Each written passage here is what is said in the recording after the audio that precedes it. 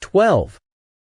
Department of Energy and Related Commissions, Bernard L. McNamee. American Energy and Science Dominance.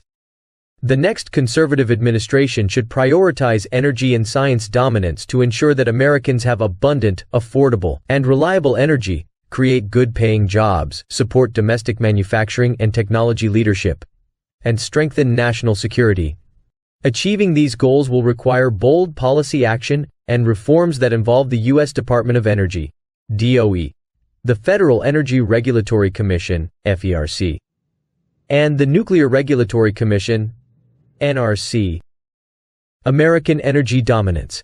Access to affordable, reliable, and abundant energy is vital to America's economy, national security, and quality of life.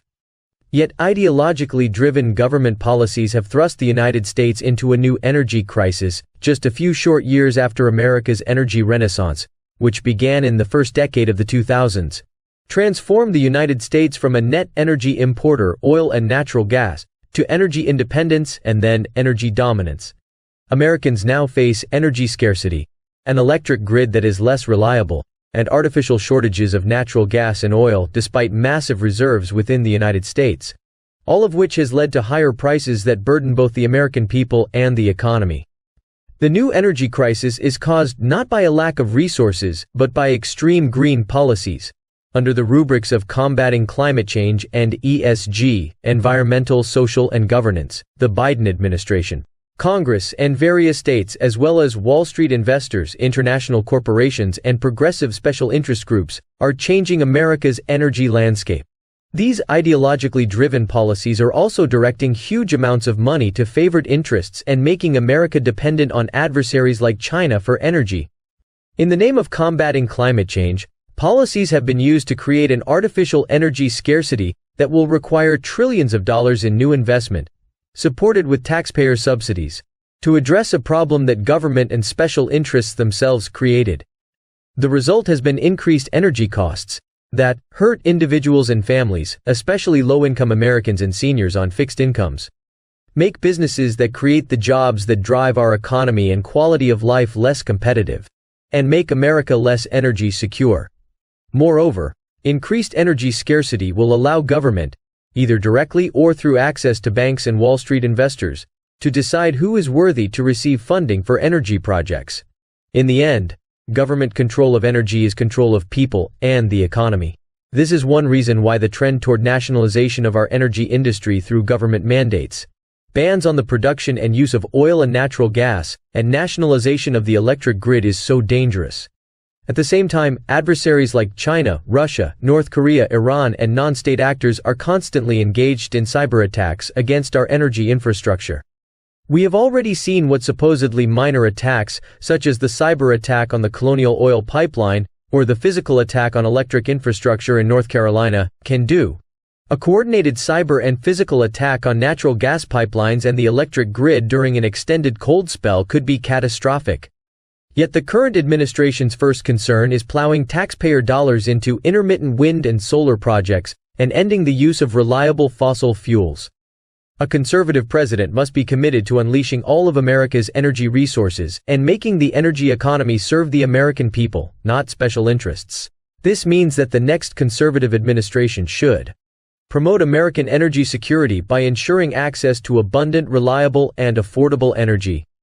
Affirm an all-of-the-above energy policy through which the best attributes of every resource can be harnessed for the benefit of the American people.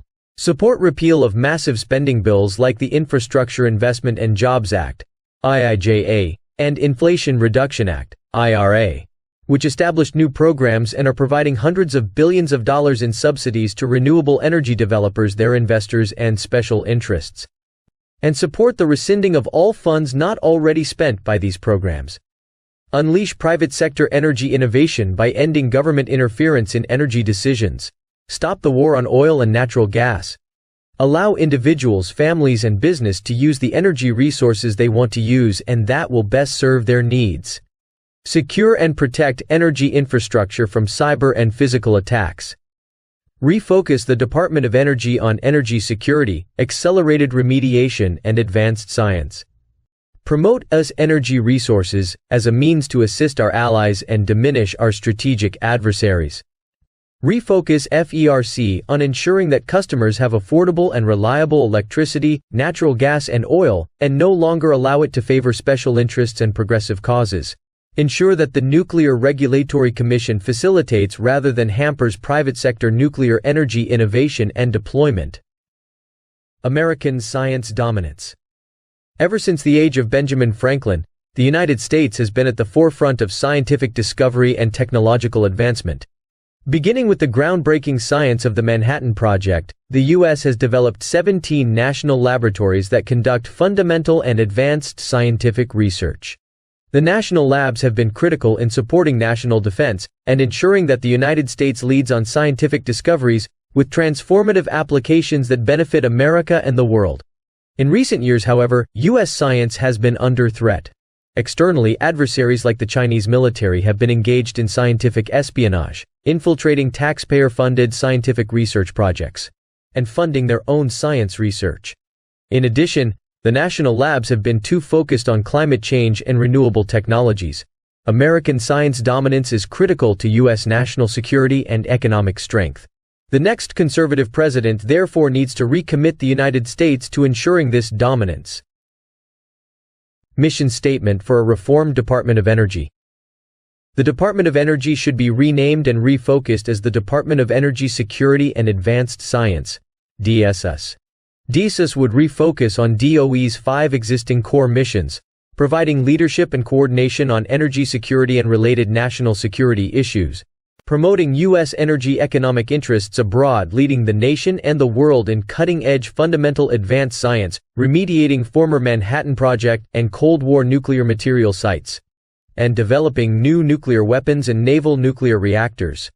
These missions work together by using advanced science to promote national security, while getting the government out of the business of picking winners and losers in energy resources. Reform is needed because DOE, instead of focusing on core energy and security issues, has been spending billions of taxpayer dollars to subsidize renewable energy developers and investors, thereby making Americans less energy secure and distorting energy markets. Overview. DOE was created by the Department of Energy Organization Act of 1977 in response to the 1970s oil crisis, consolidating various energy programs that previously had operated without coordination throughout the federal government in a single department.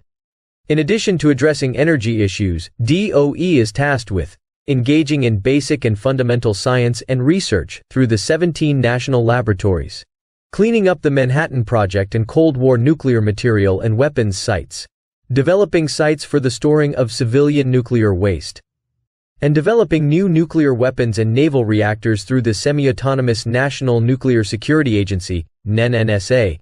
Beyond these core responsibilities, DOE currently administers billions of dollars that support research and commercialization of energy technology, provides loans to the private sector for energy infrastructure and technology commercialization, and issues energy efficiency standards for appliances. More recently, DOE has focused its work and taxpayers' money on renewable energy and climate change. It is one thing for government to engage in fundamental scientific research that the private sector would not perform, particularly because advancements in science promote national security through technological prowess. Government, however, should not be picking winners and losers in dealing with energy resources or commercial technology. Such government favoritism can crowd out new innovation, devolve into cronyism, and raise energy prices for consumers and businesses. It is time for the United States to use all of its energy resources again for the benefit of the American people. New policies, energy, to ensure that the American people have access to abundant, affordable, and reliable energy. DSS's energy role should be focused on working with the energy industry and networks to ensure energy infrastructure security through science and coordination with the private sector, assessing international energy issues that constitute threats to U.S. national security, promoting U.S. energy resources as a means to assist our allies, diminish our strategic adversaries, and ensure the existence of markets that will support domestic energy production, pursuing early and advanced science including materials science that is related to energy and national security, developing the leadership necessary for the disposal of commercial and government-spent nuclear fuel, National energy security. Protecting American infrastructure from cyber and physical threats, both natural and human, is vital to national security, the economy, and the well-being of the American people. Protecting and advancing these national security interests is a proper role for the federal government.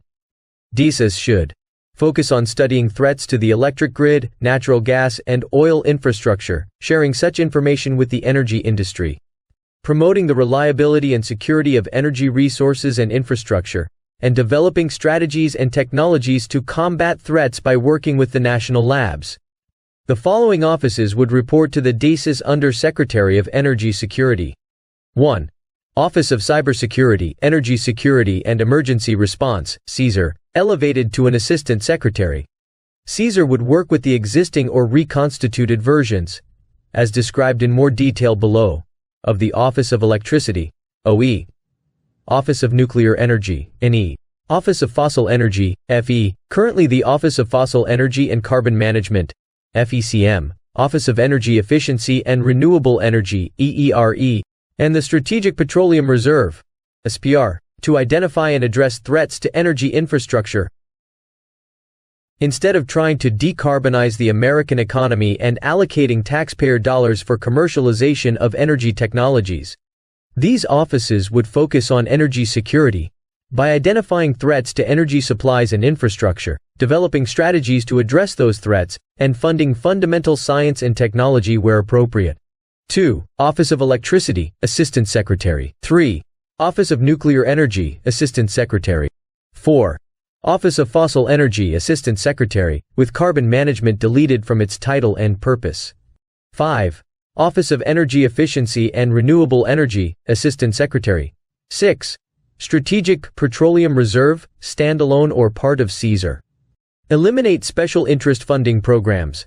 Many DOE energy funding programs are not targeted on fundamental science and technology. Instead, they focus more on commercialization and act as subsidies to the private sector for government-favored resources. The DOE Office of Clean Energy Demonstrations, OCED, Office of State and Community Energy Programs, ARPAE, Office of Grid Deployment, OGD, and DOE Loan Program should be eliminated or reformed. If they continue to exist, FECM, NE, OE, and EERE should focus on fundamental science and technology issues, particularly in relation to cyber and physical threats to energy security, rather than subsidizing and commercializing energy resources. Eliminate political and climate change interference in DOE approvals of liquefied natural gas, LNG exports. In addition, Congress should reform the Natural Gas Act to expand required approvals from merely nations with free trade agreements to all of our allies, such as NATO countries. Focus the Federal Energy Management Program, FEMP, on ensuring that government buildings and operations have reliable and cost-effective energy. FEMP should stop using taxpayer dollars to force the purchase of more expensive and less reliable energy resources in the name of combating climate change. Ensure that information provided by the U.S. Energy Information Agency, EIA, a data and statistical organization, is data neutral. Focus FERC on its statutory obligation to ensure access to reliable energy at just, reasonable, and non-discriminatory rates. FERC is a 5-member commission created under the DOE Organization Act that regulates the wholesale sales and transmission of electricity, promotes electric reliability through standards, permits natural gas pipelines and LNG export facilities, sets natural gas pipeline shipping rates, and sets oil pipeline shipping rates. It is an economic regulator and should not make itself a climate regulator. Streamline the nuclear regulatory requirements and licensing process.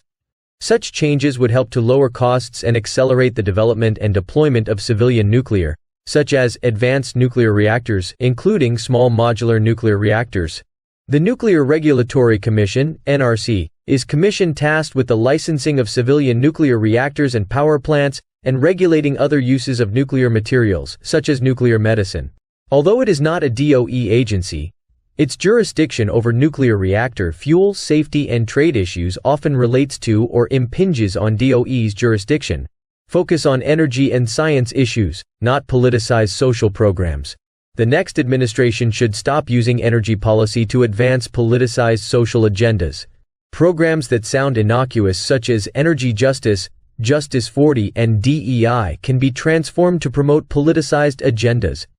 DOE should focus on providing all Americans with access to abundant, affordable, reliable, and secure energy, and DOE should manage its employees so that everyone is treated fairly based on his or her talent, skills, and hard work. New policies. International energy security. To help the President and policymakers understand and apply U.S. energy interests in international affairs more effectively, various DOE programs offices need to be reformed. Promote American energy interests. The next administration should make U.S. energy dominance a key component of its foreign policy while ensuring that domestic and international goals are aligned. American energy dominance will allow the United States to secure energy for its citizens, markets for its energy exports, and access to new energy natural resources, and will provide tools for U.S. policymakers to assist our allies and deter our adversaries. DESAS should analyze U.S. international energy security interests and develop a National Energy Security Strategy, NESS. This strategy would take account of the energy landscape across the globe to inform the President in his foreign policy and defense roles, but it should not be a tool for U.S. industrial policy. Although it might highlight how current domestic industrial and climate policies threaten U.S. energy and national security. Strengthen the role of the new Department of Energy Security and Advanced Science. There are frequent turf battles on energy issues between the Department of State and DOE. Although the State Department clearly has the policy-making authority under the DOE Organization Act, it tends to ignore the expertise and perspectives that DOE provides. The existing Assistant Secretary for International Affairs should provide the principal support for the DOE Secretary and Deputy Secretary on National Security Council (NSC) activities and should interface with colleagues at the Departments of Defense, State Treasury, and Commerce, as well as the intelligence community. New policies, advanced science. To ensure that America continues to lead the world in fundamental science, the national labs should be refocused, and national science policy should be reviewed and coordinated. Refocus the national labs on fundamental and advanced science. DOE currently oversees 17 national laboratories. The 3 national labs run by DOE's NNSA should continue to focus on national security issues. The remaining 14 science and energy labs should focus on basic research projects. Demonstration and deployment of technology should be left to the private sector.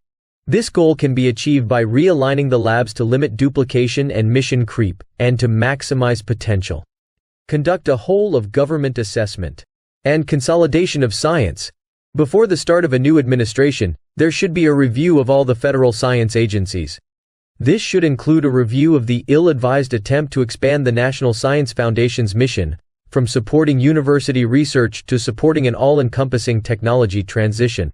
Specific to DOE, there should be a review to measure, prioritize, and consolidate DOE programs based on a range of beneficial factors, including degree of relationship to national security, furtherance of energy security, cyber but also international aspects, and importance to scientific discovery advancement.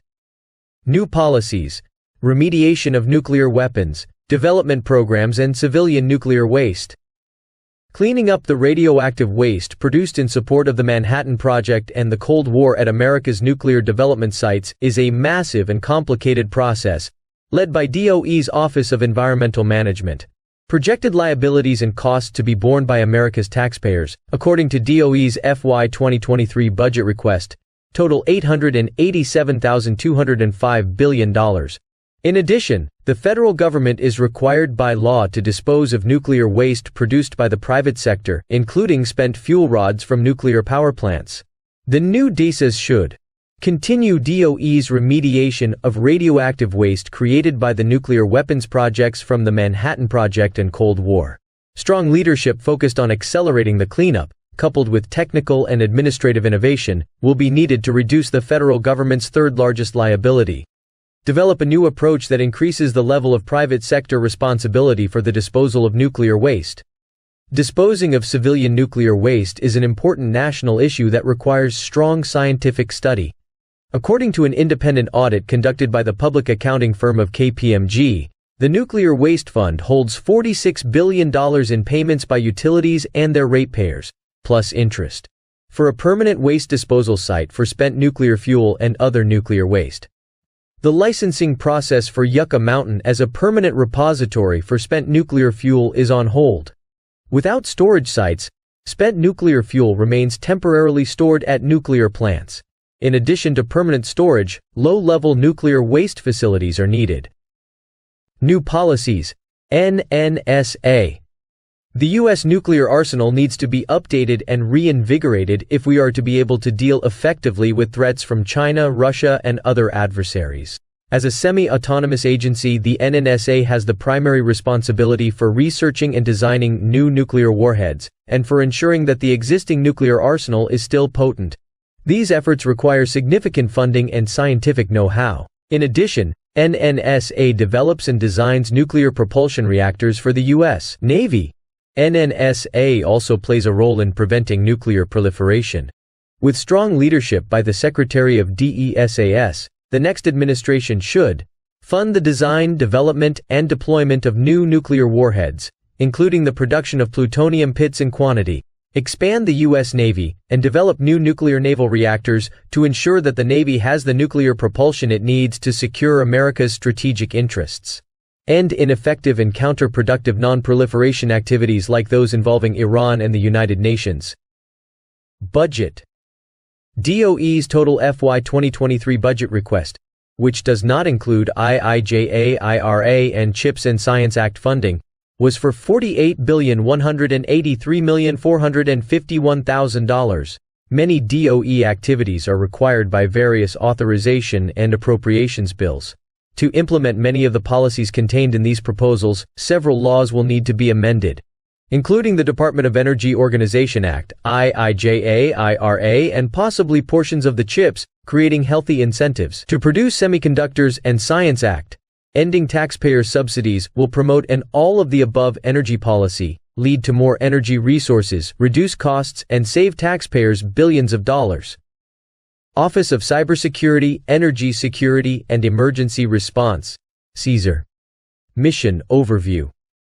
CSER's mission is to enhance the security and resilience of U.S. critical energy infrastructure to all hazards, to mitigate the impacts of disruptive events and risk to the sector overall through preparedness and innovation, and to respond to and facilitate recovery from energy disruptions in collaboration with other federal agencies, the private sector, and state, local, tribal, and territory governments. Needed reforms. The threats to U.S. energy infrastructure are real and persistent, and CSER's role working to support national security by working with the private sector to ensure energy security is a proper one for government.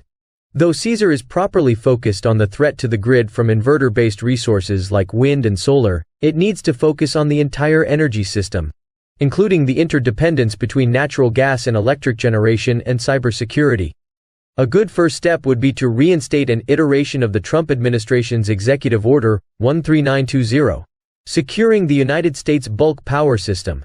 The Biden administration also placed the Strategic Petroleum Reserves (SPR) and DOE's Federal Power Act 202(c) authority under the CSER office, which should continue in the next administration. New policies. CSER should be refocused to prioritize the cybersecurity, physical security, and resilience of critical infrastructure. Through research and development, technical assistance to states and industry, and emergency exercises, CSER can make a difference in our energy security posture. Budget. CSER received $177 million for FY 2022 under the Energy and Water Development and Related Agencies Appropriations Bill 2022 and $550 million through the Infrastructure Investment and Jobs Act. The FY 2023 budget request is for $202 million. In addition, the White House has sent a letter to Congress requesting additional appropriations of $500 million to modernize the SPR. Office of Electricity, OE. Mission Overview. OE was created after the 2003 blackouts to improve grid reliability and energy assurance. OE works to defend and promote the reliability and resiliency of the electric grid through power grid modeling and analytics, cyber resilience programs, and coordination with private sector electricity providers. It also works to identify defense-critical electric infrastructure. Needed reforms. Focus more intently on grid reliability. There are significant cyber, physical, and reliability threats to the electric grid. And it is important that a government agency with access to national security information develops data and plans to address threats to the grid and assist the private sector in securing it. Although OE does not stand out as a problematic office, additional focus and priority could be given to its original mission of working on grid reliability and resilience. OE could be combined with CSER, as well as what is left of the Grid Deployment Office if it is eliminated. Eliminate applied programs. OE administers grant programs for things like energy storage and the testing of grid-enhancing technologies, GETs. These programs should be eliminated. The next administration should work with Congress to eliminate all DOE applied energy programs including OE, except perhaps those related to basic science for new energy technology. New policies. Prioritize grid security. OE, along with CSER if they are combined, should focus on the security of critical infrastructure equipment used in the bulk power system as envisioned in President Trump's May 2020 Executive Order 13920 and a related December 2020 Prohibition Order, which was revoked in April 2021 by President Biden. In addition, CSER OE should 1. Focus on the interdependence of and threats to electric generation and natural gas pipelines. 2. Continue to focus on defense-critical electric infrastructure. 3. Work with FERC and the North American Electric Reliability Corporation (NERC) to ensure that there is sufficient dispatchable on-demand generation available to generate the electricity the grid needs when intermittent generation like wind and solar is not available. End funding of programs for commercial technology and deployment. The next administration should work with Congress to eliminate non-essential funding of commercial technology and deployment. These activities can be conducted by the private sector. Budget. OE's FY 2021 enacted budget was $211,720,000, and DOE has requested $297,386,000 for FY 2023.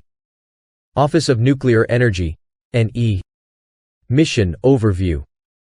The Office of Nuclear Energy's mission is to advance nuclear energy science and technology to meet U.S. energy, environmental, and economic needs.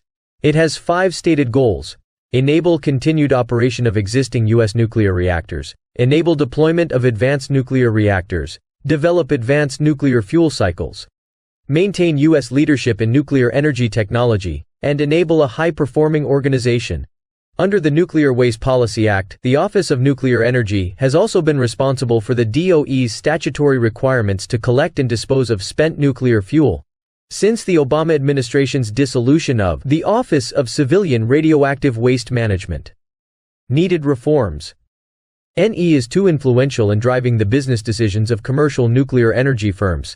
Instead of focusing on a limited set of basic research and development activities that solve foundational technical issues that apply broadly to energy production, NE intervenes in nearly all aspects of the commercial nuclear energy industry. Absent wholesale reforms that restructure the federal energy and science bureaucracy to eliminate such functional energy offices, the next administration should substantially limit NE's size and scope.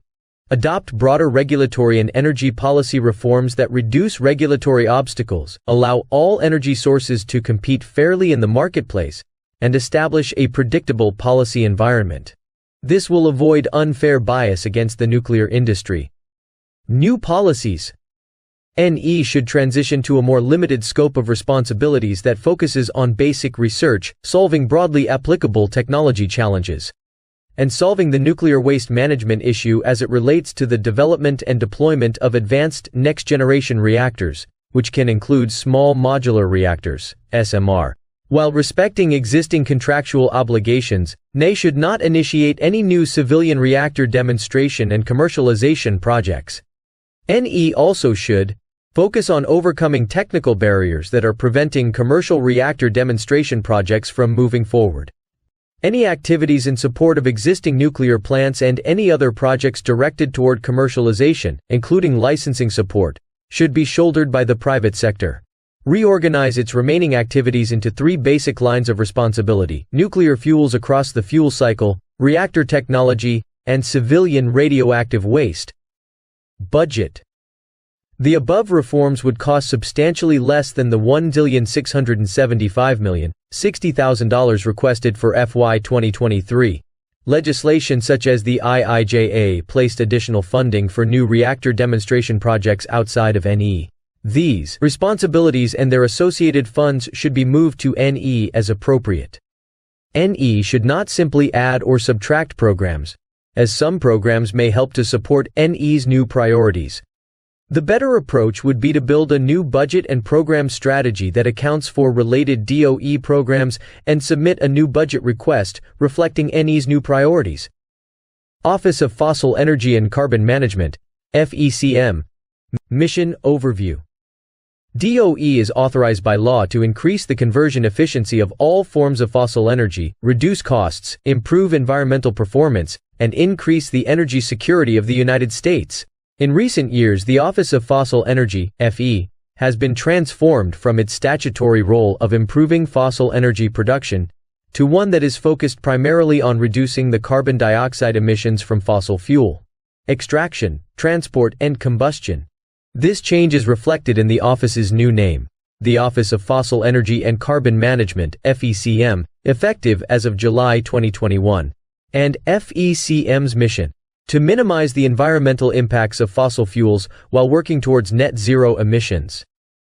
Needed reforms. Eliminate carbon capture utilization and storage, CCUS programs. Despite the recent expansion of the 45Q tax credit for carbon capture utilization and storage, CCUS, to $87 per ton, most carbon capture technology remains economically unviable. Although private sector innovations are on the horizon, CCUS programs should be left to the private sector to develop. If the office continues any CCUS research, that research should be focused more on innovative utilization, pursue the processing of critical minerals. Development of domestic critical material sources is important for national security. As the vast majority of critical materials are mined or processed, or both, in Russia and China. The processing of critical materials from fossil fuel waste products, primarily coal, has shown some potential, and in view of our vast domestic reserves of coal and abundant waste from coal mining and combustion, should be pursued. New policies eliminate FECM. The next administration should work with Congress to eliminate all of DOE's applied energy programs, including those in FECM, with the possible exception of those that are related to basic science for new energy technology. Taxpayer dollars should not be used to subsidize preferred businesses and energy resources, thereby distorting the market and undermining energy reliability. Rename FECM, if it cannot be eliminated, under its original designation as the Office of Fossil Energy, and with its original mission, increasing energy security and supply through fossil fuels. Focus on energy security and supply. Absent elimination of FECM, Congress should direct FECM appropriations toward increasing energy security and supply. Congress has already directed these goals, including the reduction of costs. Ensure that LNG export approvals are reviewed and processed in a timely manner. In particular, 1. Ensure that LNG export applications are reviewed and approved expeditiously. 2. Maintain the categorical exclusion from the National Environmental Policy Act, NEPA, for LNG exports that was established by the Trump administration, or, if it is revoked by the Biden administration, reinstate it. 3. Work with Congress to expand automatic approvals to include allies such as NATO, as well as nations that have free trade agreements with the U.S. Strategic Petroleum Reserve, SPR. The Biden administration moved responsibility for the SPR to Caesar. Regardless of where the responsibility lies, the new DESAS should ensure that the SPR is maintained for national strategic purposes and not misused for political gain. Budget. The FY 2023 budget request for FECM was approximately $893.2 million. FECM's requested appropriation can be compared to the more than $4 billion requested for the Office of Energy Efficiency and Renewable Energy. The disparity in funding demonstrates how DOE's research activities, and substantial portions of its organizational structure, are now focused entirely on the reduction of CO2 emissions, rather than energy access, or energy security. Office of Energy Efficiency and Renewable Energy, EERE. Mission Overview. The Office of Energy Efficiency and Renewable Energy traces its roots to the Energy Policy and Conservation Act of 1975, but most of its programs today are rooted in the Energy Policy Act of 2005. Under the Biden administration, EERE's mission is to accelerate the research, development, demonstration, and deployment of technologies and solutions to equitably transition America to net zero greenhouse gas (GHG) emissions economy-wide by no later than 2050, and ensure that the clean energy economy benefits all Americans. The office is made up of 3 pillars: energy efficiency, renewable energy, and sustainable transportation. Needed reform. End the focus on climate change and green subsidies. Under the Biden administration, EERE is a conduit for taxpayer dollars to fund progressive policies, including decarbonization of the economy and renewable resources. EERE has focused on reducing carbon dioxide emissions to the exclusion of other statutorily defined requirements such as energy security and cost. For example, EERE's 5 programmatic priorities during the Biden administration are all focused on decarbonization of the electricity sector, the industrial sector, transportation, buildings, and the agricultural sector. Eliminate energy efficiency standards for appliances. Pursuant to the Energy Policy and Conservation Act of 1975 as amended, the agency is required to set and periodically tighten energy and/or water efficiency standards for nearly all kinds of commercial and household appliances, including air conditioners, furnaces, water heaters, stoves, clothes washers and dryers, refrigerators, dishwashers, light bulbs, and shower heads. Current law and regulations reduce consumer choice, drive up costs for consumer appliances, and emphasize energy efficiency to the exclusion of other important factors such as cycle time and repairability. New policies. Eliminate EERE. The next administration should work with Congress to eliminate all of DOE's applied energy programs, including those in EERE, with the possible exception of those that are related to basic science for new energy technology.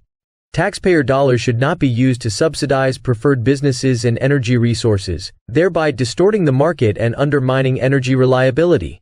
Reduce EERE funding. If EERE cannot be eliminated, then the administration should engage with Congress and the House and Senate Appropriations Committees on EERE's budget. EERE's budget was around $1.5 billion a year when the advances were made that led to dramatic cost decreases in wind, solar, and battery technology. In recent years, Congress has appropriated many billions of dollars in excess of EERE's normal budget. DOE requested more than $4 billion for FY 2023. It should rescind these excess monies so the DOE is not required to spend them. If funding cannot be reduced, then it should be reallocated to more fundamental research and less toward commercialization and deployment. Focus on fundamental science and research. If EERE cannot be eliminated, then the administration should focus on broader and more fundamental energy research consistent with law. The Biden administration is too focused on deploying technologies instead of relying on the private sector. Moreover, under the Biden administration, EERE is too focused on decarbonization and not at all on the cost of energy. Eliminate energy efficiency standards for appliances. The next administration should work with Congress to modify or repeal the law mandating energy efficiency standards. Before or in lieu of repealing the law, there are steps the agency can take to refocus on the consumer by giving full force to the provisions already in the law that serve to limit regulatory overreach and protect against excessively stringent standards.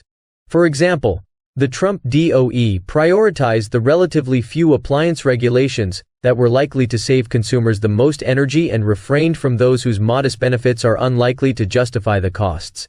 It also took steps to ensure that any new standards do not compromise product quality or eliminate any features. These and other consumer protections are in the statute, but have often been ignored. Budget. EERE was funded at slightly more than $2.8 billion in FY 2021, and DOE requested slightly more than $4 billion for FY 2023. Congress needs to rescind the appropriated monies that EERE has not spent and begin fresh with new appropriations. Grid Deployment Office, GDO. Mission Overview. The Grid Deployment Office was established to implement parts of the Infrastructure Investment and Jobs Act. Pursuant to the IIJA, GDO administers funds appropriated by Congress to support transmission expansion and low zero carbon resources. In addition, GDO is developing studies of the electric grid to address congestion, enhance reliability and resilience, and promote clean energy. Needed reforms. End grid planning and focus instead on reliability. FERC and NERC have the primary responsibility for addressing reliability, states have the primary authority to site and permit transmission lines, and regional transmission organizations assist in planning regional transmission needs for parts of the country.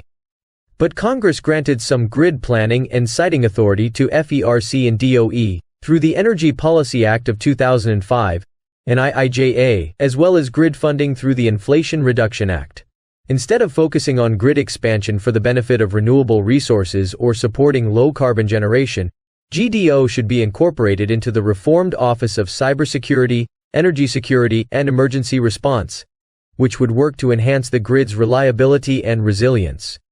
To the extent that they remain in effect, the funding programs that GDO oversees and administers should emphasize grid reliability, not renewables expansion. Consider whether to defund the Civil Nuclear Tax Credit Program and hydroelectric power efficiency and production incentives established in the IIJA and administered through GDO. If subsidies for renewable resources are not repealed, it may be necessary to continue subsidies for nuclear and hydro to ensure grid reliability. New policies. Eliminate GDO and assign necessary activities to the reformed CSER. It appears that GDO's current purpose is to promote the integration of low- zero-carbon resources onto the grid by supporting subsidies for such resources and building new transmission facilities at a cost that poses a barrier to renewable generation expansion. However, some of the grants that it administers under the IIJA appear to be properly focused on enhancing the reliability and security of the electric grid. They should be reassigned to the reformed and expanded CSER. End GDO's role in grid planning for the benefit of renewable developers. Under the Energy Policy Act of 2005 and IIJA, DOE is to perform grid congestion studies and has authority to identify National Interest Electric Transmission Corridors, NIETC. Under the Biden administration, GDO is working on a national transmission planning study and is administering $2.5 billion to support nationally significant transmission lines, increase resilience by connecting regions of the country, and improve access to cheaper clean energy sources. Defund most GDO programs. GDO oversees nearly $20 billion in new appropriations created by the IIJA, including a grid modernization grant program, the Transmission Facilitation Program, and the Civil Nuclear Credit Program, among others. Congress should rescind any money not already spent. Budget. Congress appropriated $10 million for GDO in FY 2021, and DOE has requested $90.2 million for FY 2023. Office of Clean Energy Demonstration, OCED. Mission Overview.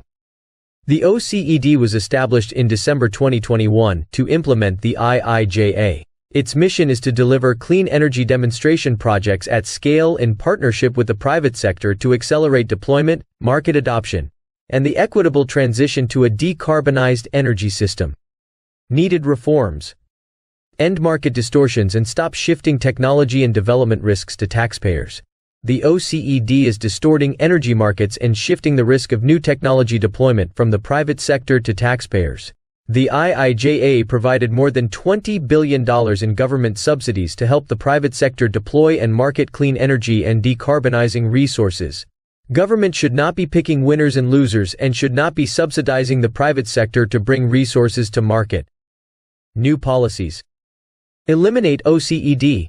The next administration should work with Congress to eliminate all DOE energy demonstration programs, including those in OCED. Taxpayer dollars should not be used to subsidize preferred businesses and energy resources, thereby distorting the market and undermining energy reliability. Refocus on resources that will support reliability, to the extent that the various energy research and development funding authorities cannot be repealed.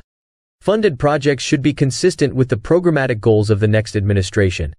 For example, the already awarded Advanced Reactor Demonstration Program should help to move SMRs from pilot scale to commercialization, and in the process address material, fuel, and regulatory issues that would pose deployment risk to utilities and Wall Street. Budget. DOE's FY 2023 budget request includes $214 million to initiate a new $150 million competition to support demonstrations that address integration issues of renewable energy into the U.S. transmission and distribution grids. Overall, the $21.5 billion provided by the bipartisan infrastructure law supports several OCED programs. Advanced reactor demonstration projects, $2.5 billion. Carbon capture large-scale pilot projects, $937 million. Carbon capture demonstration projects program, $2.5 billion. Clean energy demonstration program on current and former mine land, $500 million. Energy improvements in rural or remote areas, $1 billion. Industrial demonstrations program, $6.3 billion. Long-duration energy storage demonstrations, $505 million. Regional clean energy hubs, $8 billion. Regional direct air capture hubs, $3.5 billion. Personnel. By drawing resources from across the DOE, the OCED has already grown to 70 personnel in 6 months. If OCED is eliminated, those positions can be eliminated. If OCED is reduced, its personnel can be reduced to fit its scope. Loan Program Office (LPO). Mission Overview.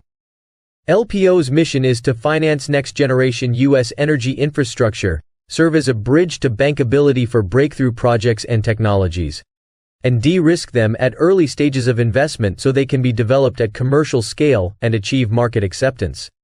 The Biden administration directed the program to subsidize the administration's net-zero energy transition away from conventional fuels by 2050 and to promote union jobs and domestic supply chain.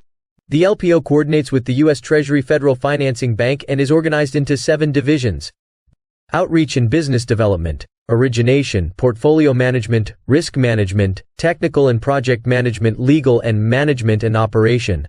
Its loan programs were originally designed as temporary programs but have since been amended and expanded. Specifically, the IRA expanded the authority in LPO's existing programs, 1E703, ATVM, and Tribal Energy Finance, by $100 billion. IRA also created the Energy Infrastructure Reinvestment (EIR) financing program, 1E706, which can support up to $250 billion in loan authority. The CO2 Infrastructure Finance and Innovation Act (CIFIA), authorized by the Bipartisan Infrastructure Law, appropriates $2.1 billion to support approximately $25 billion in flexible low-interest loans. This new legislation will create jobs and wealth, address environmental justice and equity priorities, and strengthen our energy security and supply chains. Needed reforms. Taxpayers should not be backing risky business ventures or politically preferred commercial enterprises. To save tax dollars and reduce current risk, the new administration should not back any new loans or loan guarantees. Should seek to sunset DOE's loan authority through Congress and eventually eliminate the Loan Program Office. DOE-backed loans and loan guarantees put taxpayers at undue risk, distort private sector investment decisions, shift private money toward projects with political support, and create additional barriers to entry for companies that are outside of the government's definition of innovative, or for companies that choose not to participate. New policies. To the extent that DOE loan programs cannot be repealed, the new administration should strengthen due diligence and increase transparency in DOE loan programs, limit the use of new loan or loan guarantee authority to projects that will promote the reliability and resilience of the electric grid and other energy infrastructure and support national security objectives. Establish clear mandatory qualifications requiring applicants to comply with the Uyghur Forced Labor Prevention Act, and to certify that they are not financed with any other local, state, or federal taxpayer-backed loan, loan guarantee, or bond, such as a state green bank. Advanced Research Projects Agency Energy, ARPAE. Mission Overview. ARPAE was created in 2007 as part of the America Competes, Creating Opportunities to Meaningfully Promote Excellence in Technology Education Act.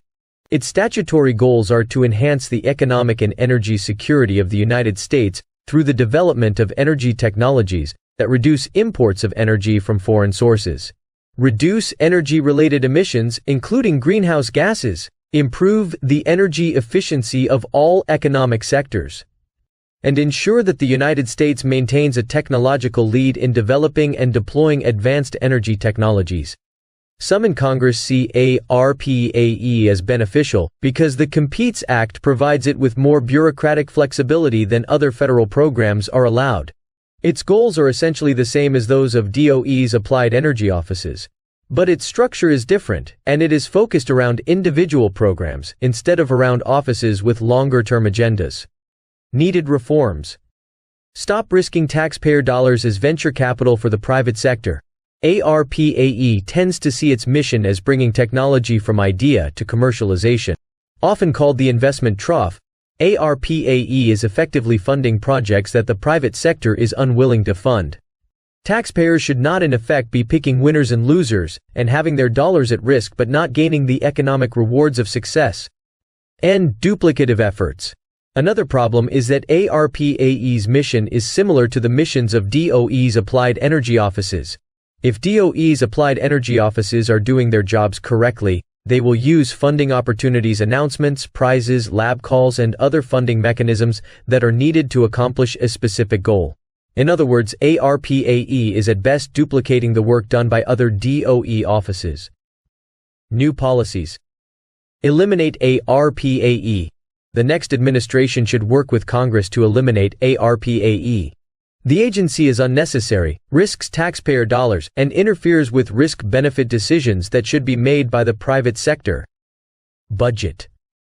Congress appropriated $427 million for ARPAE in FY 2021, and slightly more than $700 million has been requested for FY 2023.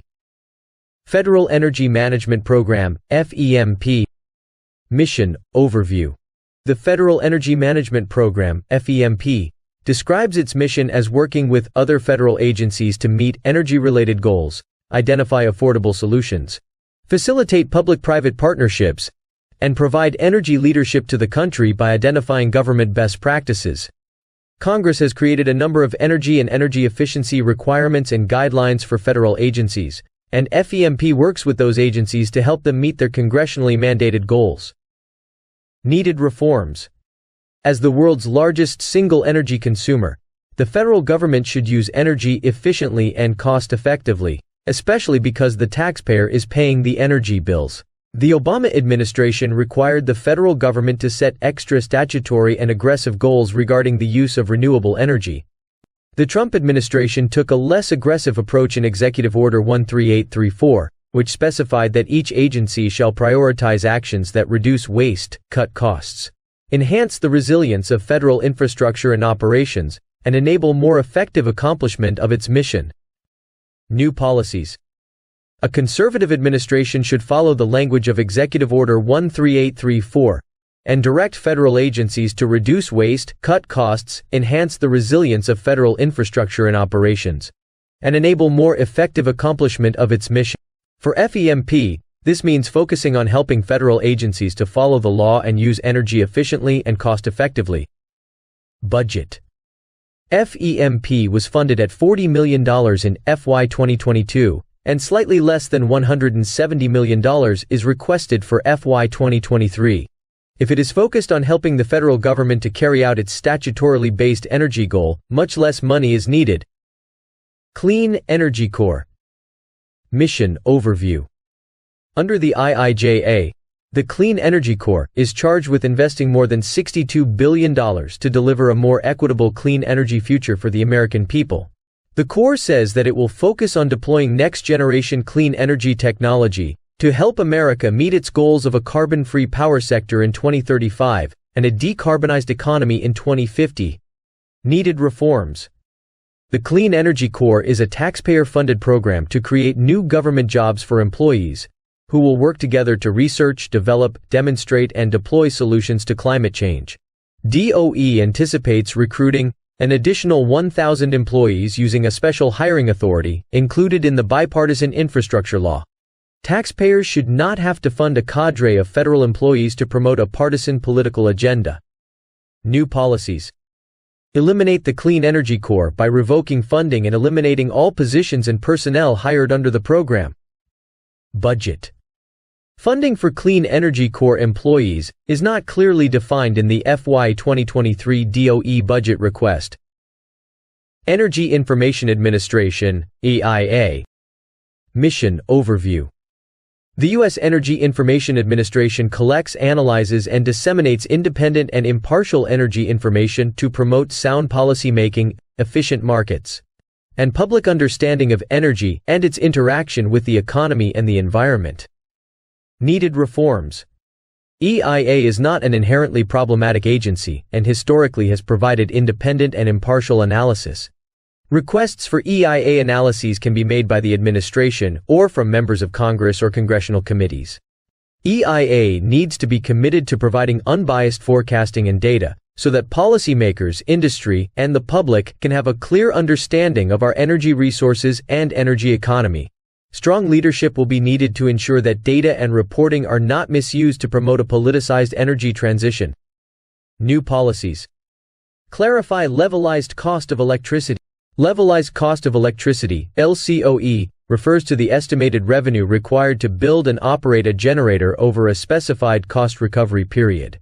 It is used in the National Energy Modeling System, NEMS, to compare the cost of technologies to determine which technologies are expected to be constructed in the future. Although it is useful in comparing the costs of resources over time, LCOE can also mask the massive amounts of capital needed to deploy new generation.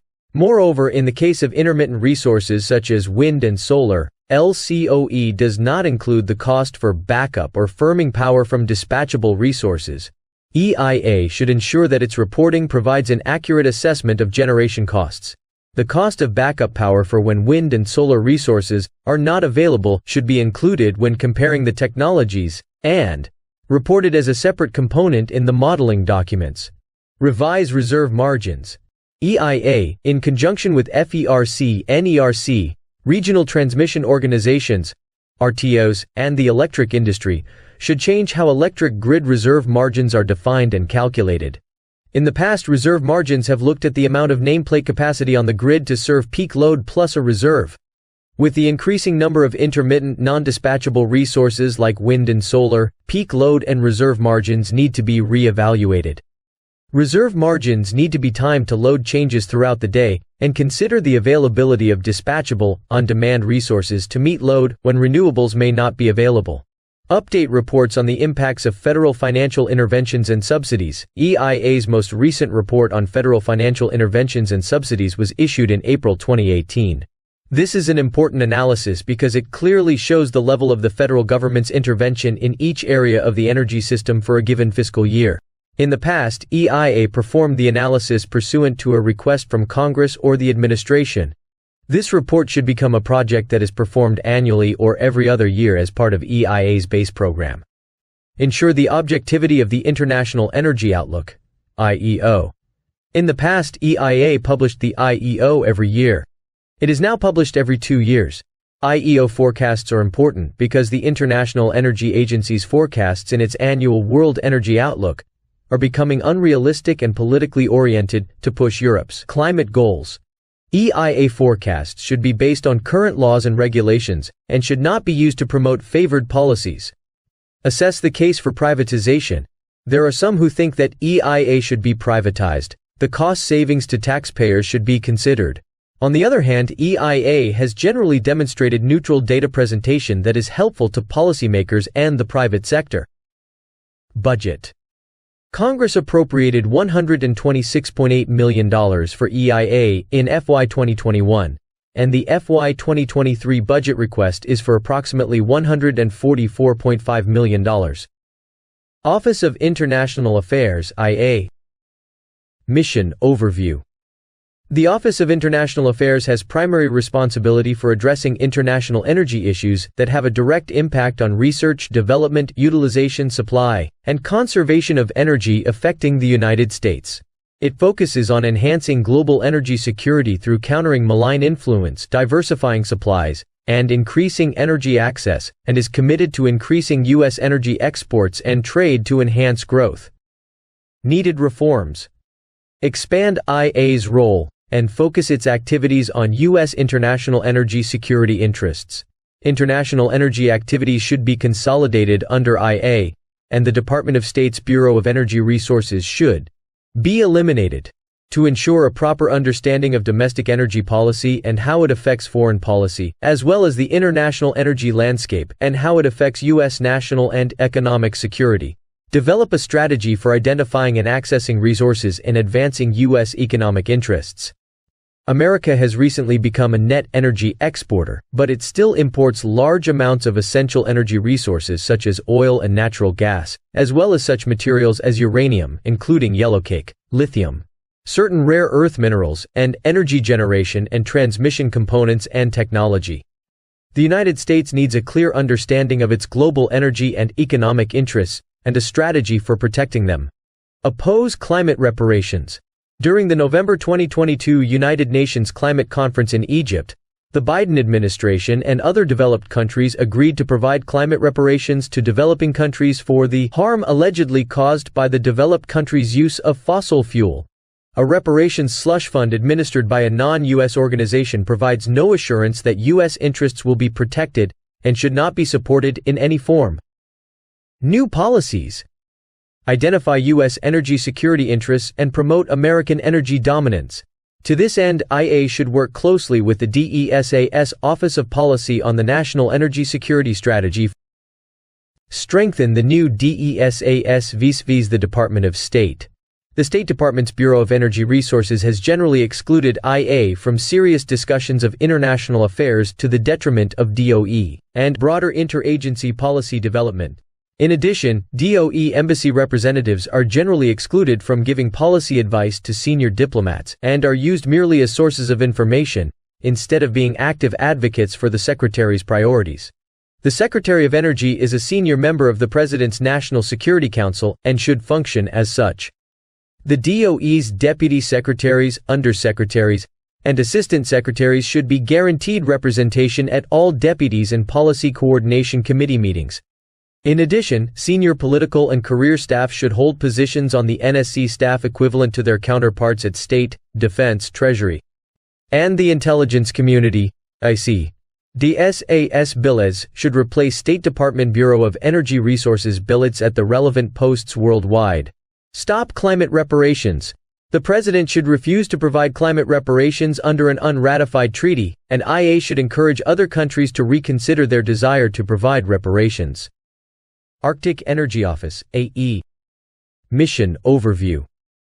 AE was established during the Trump administration to create a central office overseeing U.S. Arctic interests in Alaska and the other Arctic nations, in response to the growing strategic sensitivity of this geographic region and the natural resources it contains.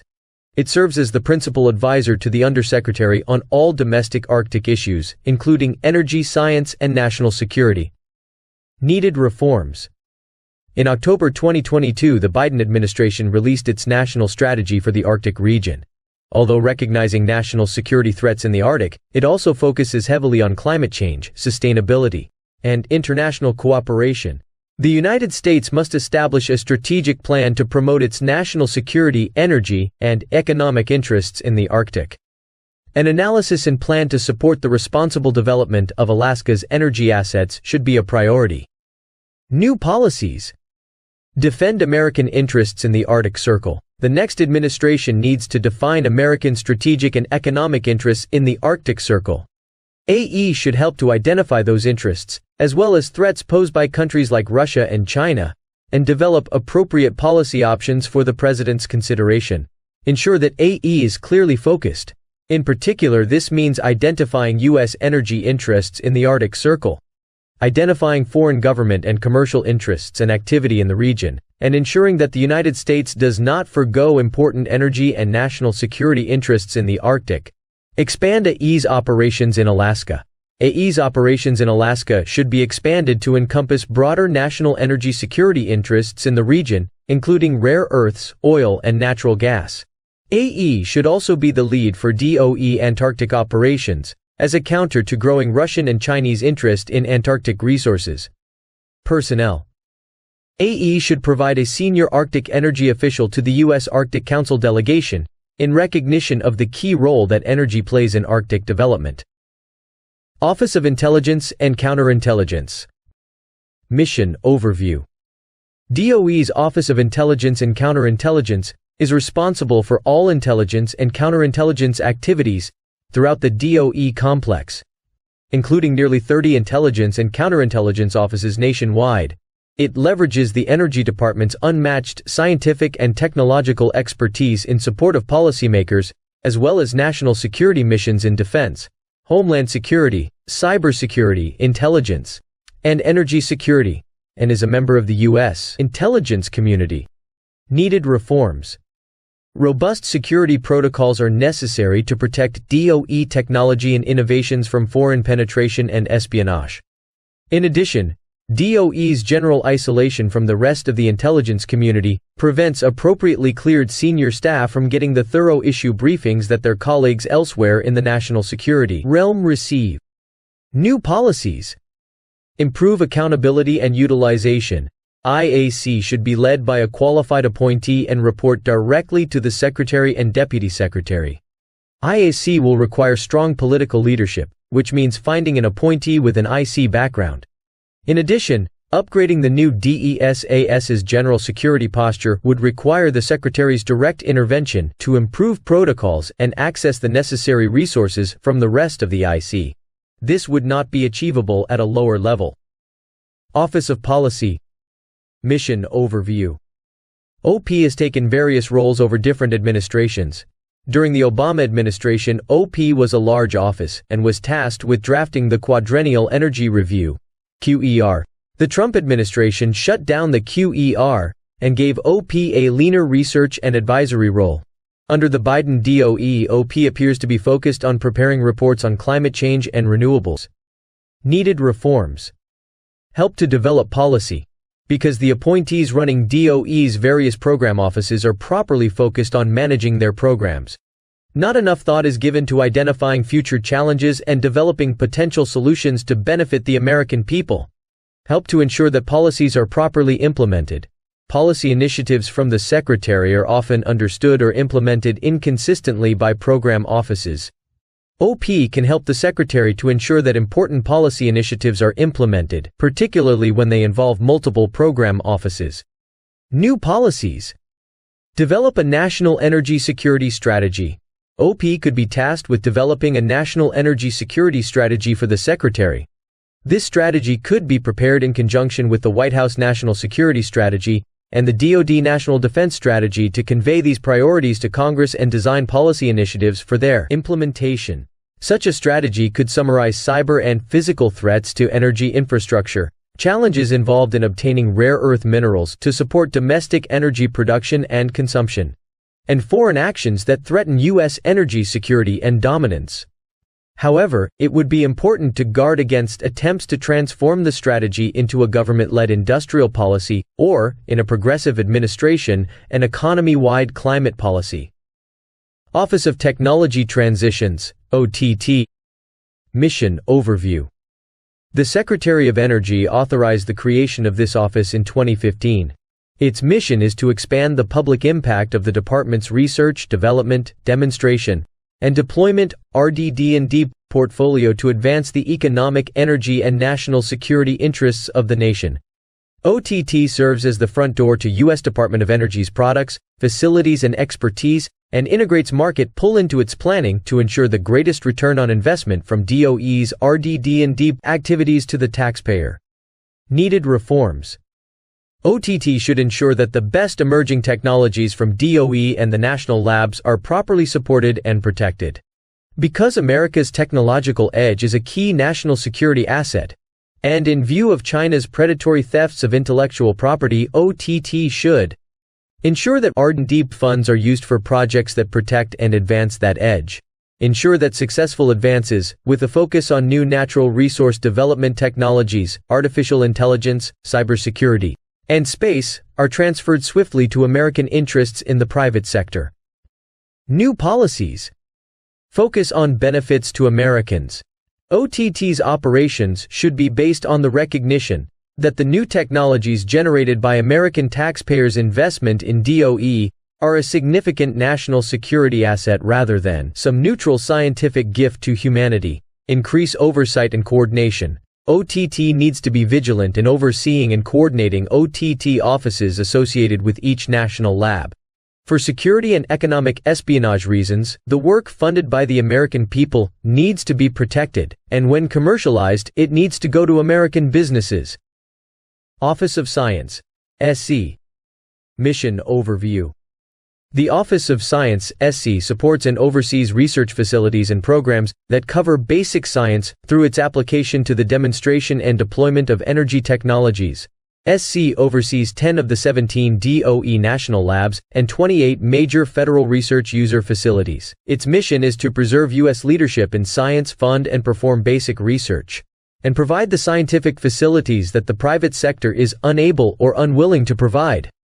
New initiatives include quantum information sciences and artificial intelligence.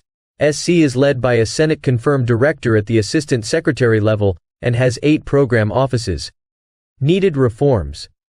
The next conservative president should commit the United States to scientific dominance to support national and economic security, especially in light of similar efforts by China. To aid in this effort, the Office of Science should return to its primary mission, nonpartisan and basic science. SC's mission should be international leadership in basic and early applied science and provision of world-leading facilities for this work. The Infrastructure Investment and Jobs Act and Inflation Reduction Act mark the major reorientation of DOE primarily from defense applications in the NNSA and basic and early applied science across SC and the applied offices to a massive federal research, development, demonstration, and commercialization body. Distraction from SC's basic science mission should be prevented. Increase the level of accountability. The national laboratories need to be more directly accountable to the Secretary of Energy and Congress for their work and management. New policies. Commit to U.S. science dominance. The United States is losing its dominance in scientific discoveries and technological development. China and other adversaries have been stealing American science and technology for years and are now on the verge of dominating science. A development that is fraught with negative strategic and economic implications for the United States. The next administration must commit itself to ensuring that the U.S. continues to dominate scientific discovery and technological advancement. Refocus on mission and eliminate duplication and waste. The administration should work with Congress to rationalize the national lab network to meet specific national objectives, such as the NNSA laboratories' role in national defense, and conduct basic research that the private sector would not otherwise conduct. Activities that duplicate those of other government agencies or the private sector should be eliminated. Properly manage the national lab's contributions to the private sector. SC should improve private sector access to the national labs through programs like the GAIN voucher program and consistent with national security considerations, while ensuring that the economic benefits of taxpayer-funded technologies flow back to taxpayers through patent review, sharing, or a revolving fund. Budget. The Office of Science was appropriated slightly more than $7 billion in FY 2021, and DOE requested slightly less than $7.8 billion for FY 2023. Office of Environmental Management, EM. Mission Overview. The Office of Environmental Management's mission is to complete the safe cleanup of the environmental legacy resulting from decades of nuclear weapons development and government-sponsored nuclear energy research. Its cleanup program is the world's largest, and EM reports that 92 of 107 sites have been completed. According to the U.S. Government Accountability Office, DOE is responsible for the largest share of the federal government's environmental liability, about 85% in fiscal year 2020. Since 2011, EM has spent a cumulative total of $63.2 billion, and its liability has grown by $243 billion. It is currently projected that cleanup will take another 70 years, for FY 2022 to FY 2091. Projected low-range and high-range lifecycle costs total slightly less than $652.4 billion and slightly more than $887.2 billion, respectively. Needed reforms. Some states and contractors see EM as a jobs program and have little interest in accelerating the cleanup. EM needs to move to an expeditious program with targets for cleanup of sites. The Hanford site in Washington state is a particular challenge. The Tri-Party Agreement (TPA) among DOE, The Environmental Protection Agency and Washington State's Department of Ecology has hampered attempts to accelerate and innovate the cleanup. A central challenge at Hanford is the classification of radioactive waste. High-level waste (HLW) and low-level waste (LLW) classifications drive the remediation and disposal process. Under President Trump, significant changes in waste classification from HLW to LLW enabled significant progress on remediation. Implementation needs to continue across the complex, particularly at Hanford. New policies. The next administration should accelerate the cleanup. This means that a comprehensive cost projection and schedule reflecting the entire scope of the job should be developed and appropriate reforms should be instituted. To save taxpayers a potential $500 billion over the long run and reduce current risk, a 10-year program to complete all sites by 2035, except Hanford with a target date of 2060, should be considered. Such a commitment will require increased funding for EM during those accelerated periods, to the extent that funding from the IIJA and IRA cannot be repealed. Requests to divert those funds to EM's cleanup obligations should be considered. Fully implement high-level waste determination. Fully adopting the high-level waste (HLW) determination across the DOE complex, particularly at Hanford, would allow LLW to be grouted rather than vitrified. Increase the use of commercial waste disposal. Using commercial disposal would reduce capital costs. $2 billion.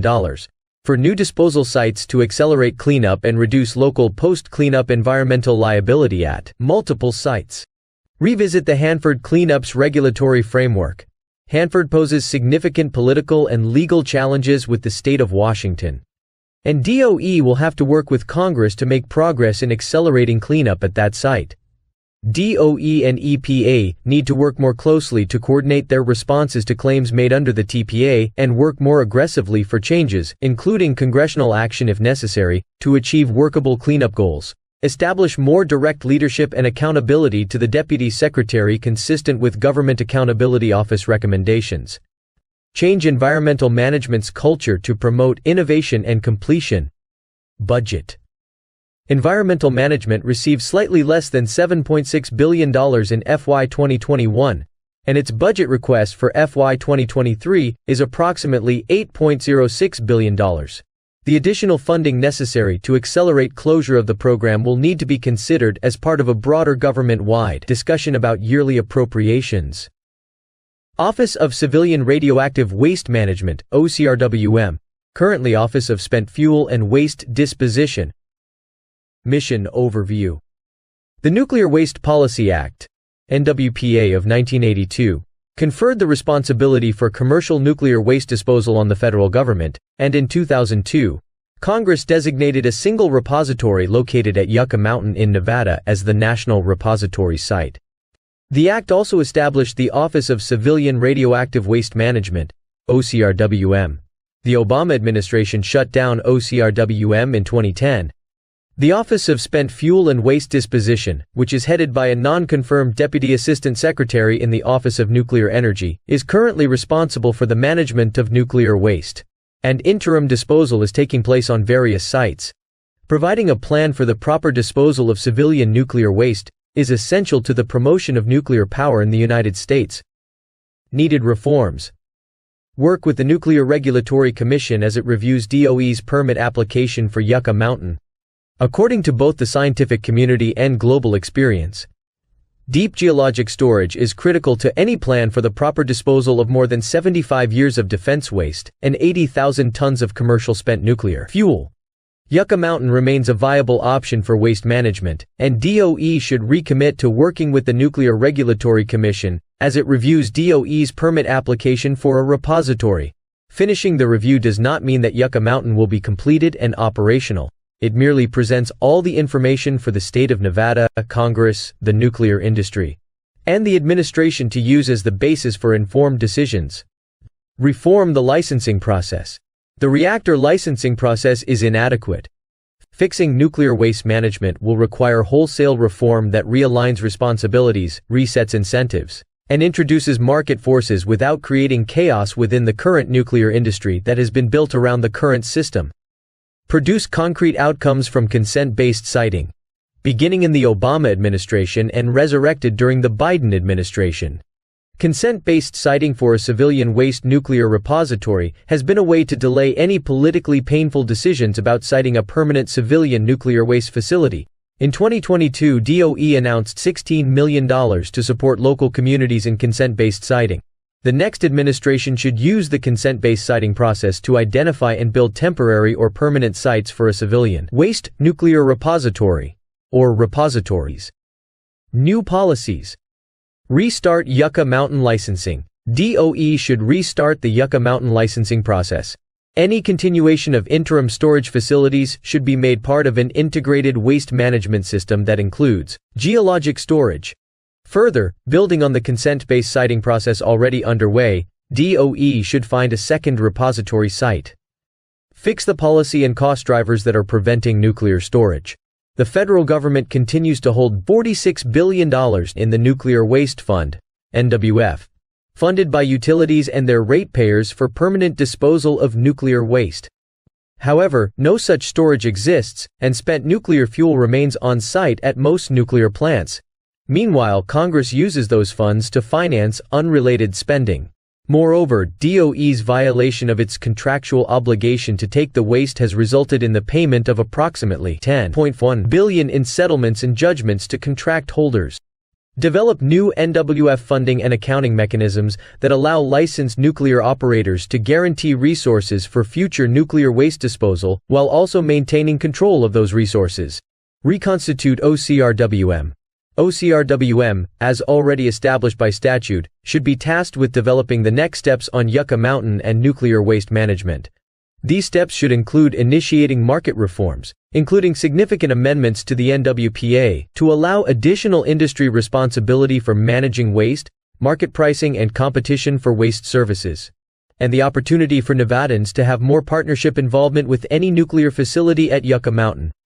Re-establish, consistent with the Nuclear Waste Policy Act, the position of Director of the Office of Civilian Radioactive Waste Management. Budget. Within the Office of Nuclear Energy budget, approximately $100 million is set aside for fuel cycle and waste management activities. These funds should be transferred to the newly established OCRWM, which should also be responsible for managing the Nuclear Waste Fund and given access to the fund as necessary to carry out its responsibilities. National Nuclear Security Administration, NNSA. Mission Overview. NNSA's primary mission is to provide and maintain a modern, safe and effective nuclear deterrent for the United States. This includes the design and production of nuclear warheads, their integration with delivery systems, and their safe storage and decommissioning. NNSA's responsibilities also include developing nuclear reactors for the U.S. Navy and working to prevent nuclear weapon proliferation and reduce the threat of nuclear and radiological terrorism around the world. NNSA was established by the NNSA Act, which also defines its authority. Needed reforms. The United States, through the NNSA, needs to make the design, development, and deployment of new nuclear warheads a top priority. Existing warheads were designed and built during the Cold War, and the U.S. lacks sufficient plutonium production capabilities. Because this process will take time, NNSA and the NNSA labs need to ensure that existing nuclear warheads are viable and provide an appropriate strategic deterrent. New policies. The expansion of Chinese nuclear forces, the continued nuclear threat from Russia, and active nuclear programs in North Korea, Iran, and elsewhere require NNSA's recommitment to the nuclear mission. A conservative administration should continue to develop new warheads for each branch of the triad: land, sea, and air defenses. If possible, reverse the Biden administration's decision to retire the B-83 bomb in order to maintain 2 aircraft-delivered warheads, and its decision to cancel the submarine-launched cruise missile, SELCM. Also undertake an evaluation of the need for nuclear anti-submarine and air defense weapons in light of emerging threats.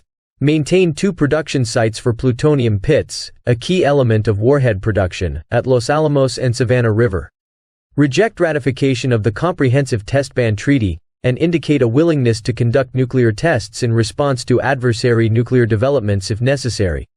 This will require that NNSA be directed to move to immediate test readiness to give the administration maximum flexibility in responding to adversary actions. Review all new Navy, Department of Homeland Security, and U.S. Department of Transportation Maritime Administration construction programs. The review should be conducted by the Director of Naval Reactors, DNR, with an eye to the possible inclusion of advanced affordable nuclear reactor technology and extension of DNR authority over these agencies' nuclear construction programs. Review the non-national security portfolios at the Los Alamos, Lawrence Livermore and Sandia Labs, and identify divestments to focus on nuclear deterrence. Los Alamos, Lawrence Livermore and Sandia provide unique capabilities for nuclear deterrence, and each lab maintains extensive non-national security research programs and commercial activities. Review the operations of the Nuclear Weapons Council, NWC. The statutorily established NWC is required to report to the President and Congress, but needs to refocus its efforts on providing comprehensive oversight of DOE and DoD nuclear weapons policy and requirements. Budget. Concurrent modernization of the nuclear triad and its warheads will be a major challenge to the DoD and DOE budgets over the coming decade. DOE non-nuclear program should be the first source of additional resources for NNSA activities. Divestment of non-nuclear activities from NNSA laboratories can address some overhead and operational costs. NNSA received $19.7 billion in 2021, and its FY 2023 budget request was $21.4 billion. The next administration should ensure that funding is targeted to the accelerated development of new warheads. Personnel. NNSA has tended to act as though it is not part of DOE, and has resisted oversight by the Secretary of Energy. The NNSA Act grants some autonomy to the NNSA, but it also makes it clear that NNSA is under the authority of the Secretary. NNSA's leaders need to understand that ultimately they report to the Secretary. FERC, Electric Reliability and Resilience. Mission Overview. The Federal Power Act tasks FERC, along with the FERC-designated North American Electric Reliability Corporation, NERC, with promoting the reliability of the bulk power system, the transmission and generation needed to power the electric grid. NERC develops technical standards, and FERC adopts them as mandatory standards, including cybersecurity standards, with which transmission providers, generators, and utilities must comply. Under the Federal Power Act, critical electric infrastructure security and issues like electromagnetic pulse (EMP) are addressed by both FERC and DOE. In addition, the Infrastructure Investment and Jobs Act directed FERC to establish incentive-based rate treatments by encouraging utilities to invest in advanced cybersecurity technology and participate in cybersecurity threat information sharing programs. Needed reforms. There is a growing problem with the electric grid's reliability because of the increasing growth of subsidized intermittent renewable generation, like wind and solar, and a lack of dispatchable generation. For example, power plants powered by natural gas, nuclear and coal, especially during hot and cold weather. FERC and NERC have been studying the potential for generation shortages across the nation in the summer and winter. Cyber and physical attacks also threaten the grid. Specific areas for reform include the following. Limit the impact of subsidized renewables on price formation. Subsidized renewable resources are undermining electric reliability in RTOs. The increase in subsidized intermittent resources is undermining the ability of RTOs' pricing models to support the reliable dispatchable generation that is needed to serve the grid at all times. Reform the application of reserve margins. Reserve margins have become largely meaningless. Traditionally, the electric industry has used reserve margins to ensure that the grid has enough power plants to guarantee reliability. Generally, reserve margins represent the amount of generation available, power plants, to meet peak electric demand, the time of day and year when people are using the most electricity, plus a percentage of additional generation for backup. However, given the increasing number of intermittent resources, like solar, which may be available during the heat of the day but disappears as the sun sets, other dispatchable generation needs to be available to meet customers' electricity requirements. Therefore, the definitions and calculations of reserve margins and peak load need to be updated to focus on the modern grid's reliability challenges for all times of the day and year. Recognize the interdependence of electric generation and natural gas. The interdependence of electric generation and natural gas pipelines continues to grow. Given natural gas's important role in generating electricity, especially as backup when renewables are not available. Lack of natural gas pipelines or attacks on existing pipelines could threaten our ability to generate electricity. Expand resource diversity and reliability. Resource diversity is needed to support grid reliability. Pressure to use 100% renewables or non-carbon emitting resources threatens the electric grid's reliability. A grid that has access to dispatchable resources such as coal, nuclear, and natural gas for generating power is inherently more reliable and resilient. Protect against cyber and physical attacks. The threat of cyber and physical attacks on electric infrastructure by foreign actors like China, Russia, North Korea, and Iran, as well as terrorists, continues to grow.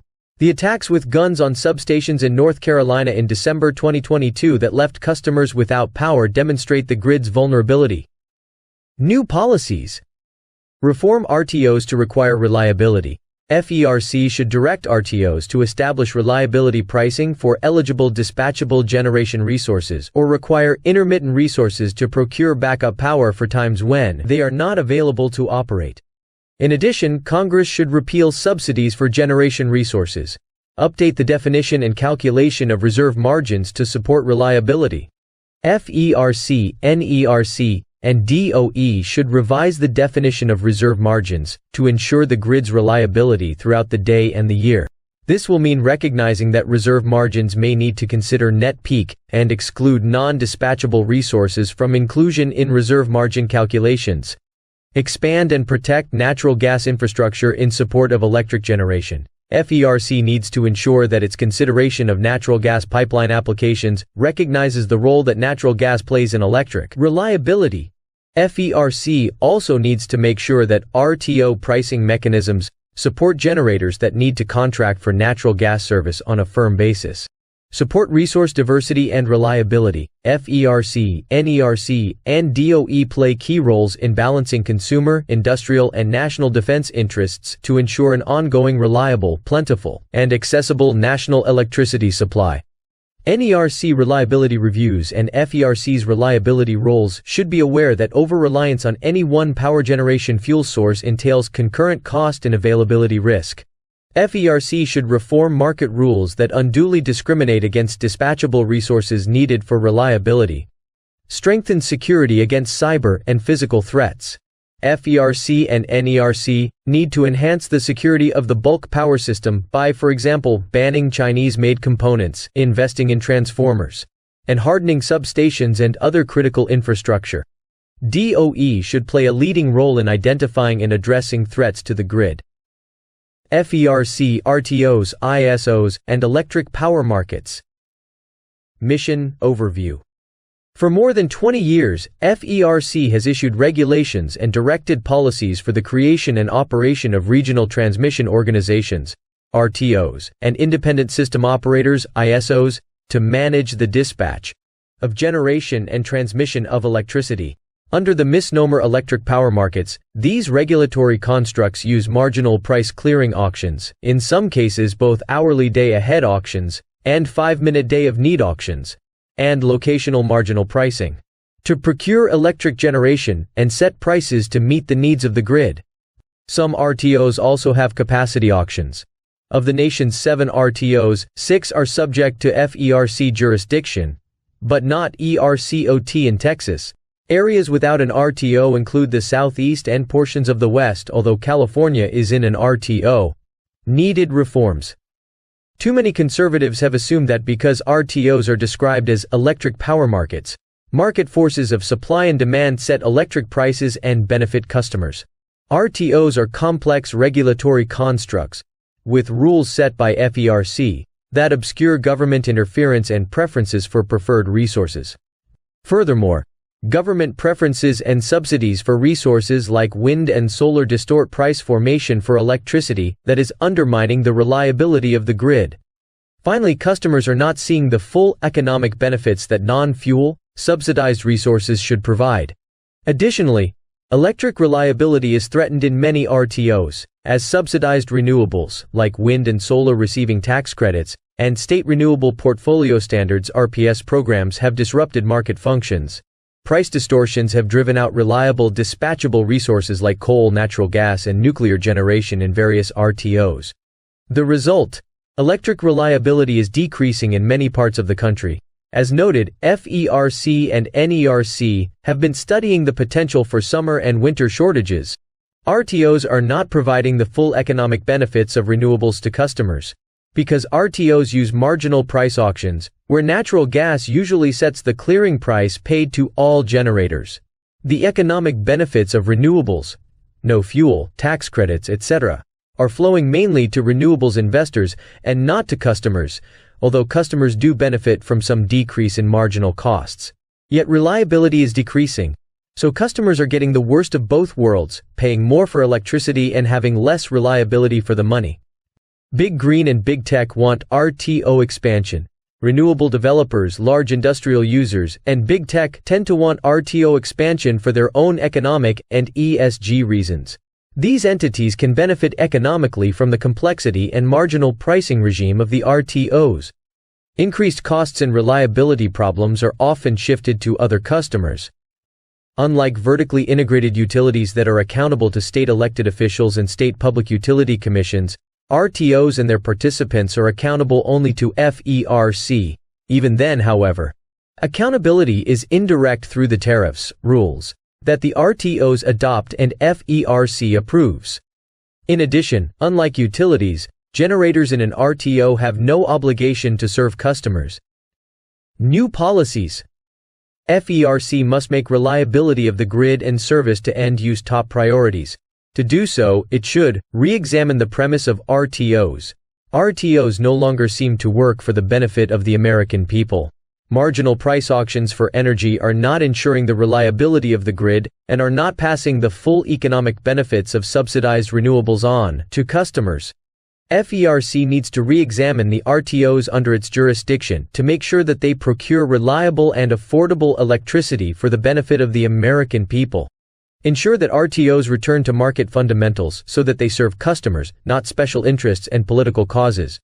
FERC should require RTOs to ensure that reliable, dispatchable resources are properly valued to provide electricity when needed for the benefit of customers. Potential reforms could include 1. Requiring renewable generators to provide intraday backup by dispatchable on-demand generation so that bids by intermittent resources into RTOs equate fairly with far more valuable, on-demand dispatchable resources. 2. Creating dual energy markets for dispatchable and non-dispatchable resources. Or 3. Eliminating capacity markets where intermittent resources participate, and instead establishing reliability markets where dispatchable, on-demand resources participate. Alternatives to marginal price auctions also should be considered.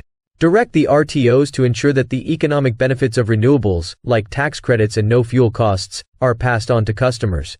End undue discrimination that allows subsidized resources to distort price formation in RTOs. Affirm its commitment that states will decide whether to join an RTO, instead of imposing RTOs on regions that do not want them. FERC should also consider allowing states to enter into non-RTO power pools with alternative structures for the sharing of resources and electric generation. FERC, Electric Transmission. Mission Overview. Under the Federal Power Act, FERC has the authority to regulate the rates, terms, and conditions of interstate electric transmission. Pursuant to court cases, interstate transmission can be entirely within a state, although the part of Texas served by ERCOT is not under FERC transmission jurisdiction. Needed reforms. FERC has been considering how to plan for and allocate costs for new transmission lines, and how new generation resources will be interconnected to the transmission grid. Transmission expansion and replacement decisions are usually made by local utilities or by an RTO or regional planning entity. Through two major rulemakings, FERC is attempting to facilitate the building of more long-range transmission lines, and to socialize more of the costs of transmission buildouts to more customers in order to make it cheaper for renewable developers primarily to interconnect to the grid and sell their power. Socializing such costs is a form of subsidy for generators, and will cause further price distortions in RTOs and ISOs that will make it less economical for reliable dispatchable resources like coal, nuclear, and natural gas to stay operational and support reliability. Also, under the Infrastructure Investment and Jobs Act, DOE and FERC are granted authority to site and permit high-priority transmission lines as National Interest Electric Transmission Corridors, NIETCs. The Inflation Reduction Act provides funding to DOE to support transmission expansion. These initiatives will undermine state input and decision-making. FERC will consider rules on how NIETC transmission applications are to be made. New policies. FERC should either change course on its existing transmission rulemakings, if still in progress, or issue a new rulemaking to ensure that transmission planning and interconnection processes are resource neutral. Prevent socializing costs for customers who do not benefit from the projects, or justifying such cost shifts as advancing vague societal benefits such as climate change. Stop cost allocation from becoming a subsidy for generators, such as renewables. With respect to NIETCs, FERC and the new DESAs should ensure that state interests are respected, and not allow such NIETC transmission lines to be developed as a mere subsidy to renewable developers. Furthermore, much of the transmission build-out, including its attendant costs, is being driven by renewable developers seeking market share. These projects are causing rates for customers to go up and hurting reliability. FERC needs to ensure that transmission build-outs are planned for the benefit of customers. FERC, Natural Gas Pipelines. Mission Overview.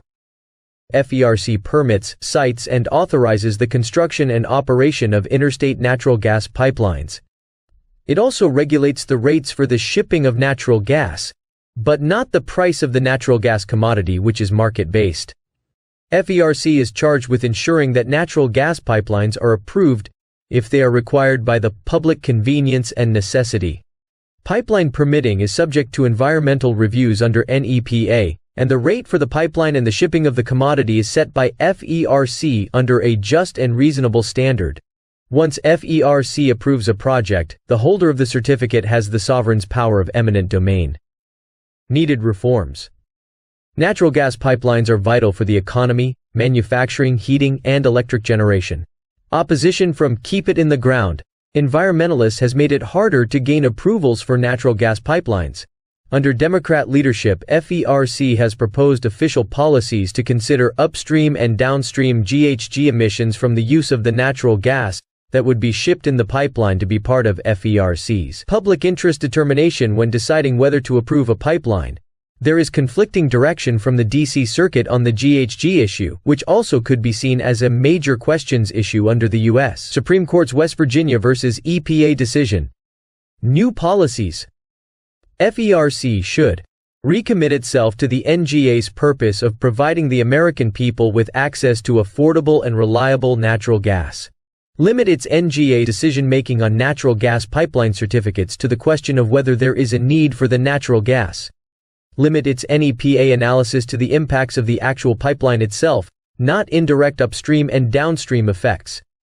In addition, Congress, the states, and FERC should consider how better to protect and compensate property owners whose property is taken for the benefit of the public. FERC also needs to be mindful that natural gas pipelines and projects are important for domestic access to natural gas, including local natural gas utilities, natural gas-fired electric generation, and manufacturing, as well as for exports of liquefied natural gas. FERC, LNG export facilities. Mission Overview. FERC permits, sites, and authorizes the construction and operation of LNG export facilities. It does not authorize the export of natural gas. DOE exercises that authority. LNG export facilities are important for delivering natural gas to markets around the world, and have become an important policy tool in limiting the ability of Russia and Middle Eastern countries to use energy as a tool in foreign affairs. Needed reforms. LNG exports are opposed by climate activists.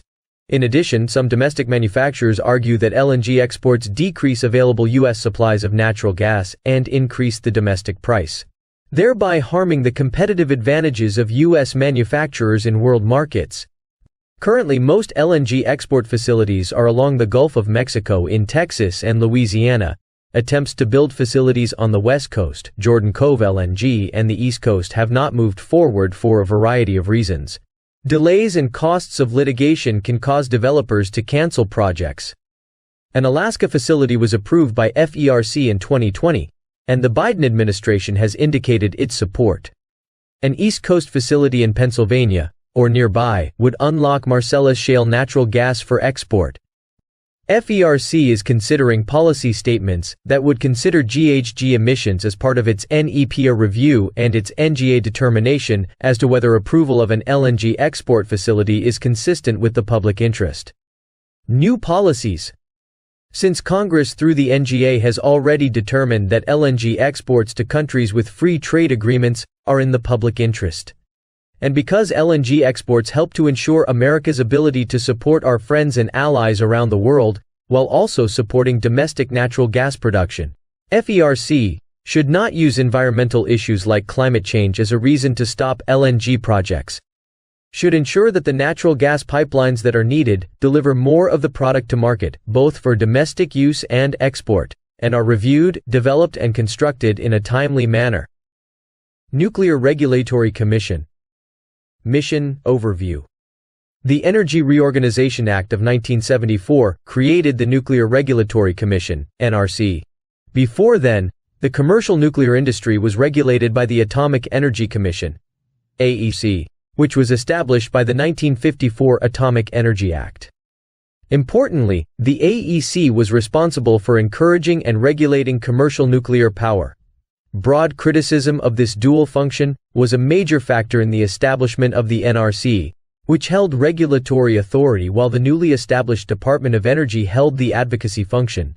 Today, the NRC is responsible for a broad range of regulatory activities, including reactor safety, oversight of nuclear materials, and protection against radiation, as well as permitting new reactors, certifying new reactor designs, and regulating nuclear waste management activities. Needed reforms. In 1989, the NRC established alternative licensing processes that were meant to provide a more predictable and efficient regulatory pathway for new light water reactors, LWRs, by combining construction and operating nuclear power plant licenses, allowing for early site permits, and establishing a framework for pre-approval of reactor designs. More recently, the Nuclear Energy Innovation and Modernization Act directed the NRC to establish a technology-neutral licensing process for new advanced reactor technologies. Despite these efforts, the NRC remains a significant cost and regulatory barrier to new nuclear power. Especially frustrating is that these costs to a large extent are due to the agencies being overly prescriptive, rather than outcomes-focused, and fall on well-known and understood LWR reactor technologies. New policies. While refocusing its regulatory efforts on new reactor technologies, the NRC should also continue to ensure the security of radiological sources and mitigate cybersecurity risks across the industry. Applications for combined operating licenses, COLs, and design certifications that rely on light water technology should generally be completed within 2 years. Early site permits should generally be issued within 1 year for construction on or adjacent to an existing reactor site. Additionally, the NRC should expedite the review and approval of license extensions of existing reactors, which will require the NRC to streamline and focus its NEPA review process. Set clear radiation exposure and protection standards by eliminating ALARA, as low as reasonably achievable, as a regulatory principle, and setting clear standards according to radiological risk and dose rather than arbitrary objectives. Work with Congress to reform its funding approach, so that licensee fees are generally required for activities that are specific to a regulated entity, with other agency costs being provided through normal appropriations. Budget. In FY 2022, the NRC was required to recover approximately 85% of its $887.7 million budget through licensee fees. The Nuclear Energy Innovation and Modernization Act requires the NRC to recover nearly all of its costs through fees. These reforms would likely not cost additional money but could rebalance the fee versus appropriations calculation.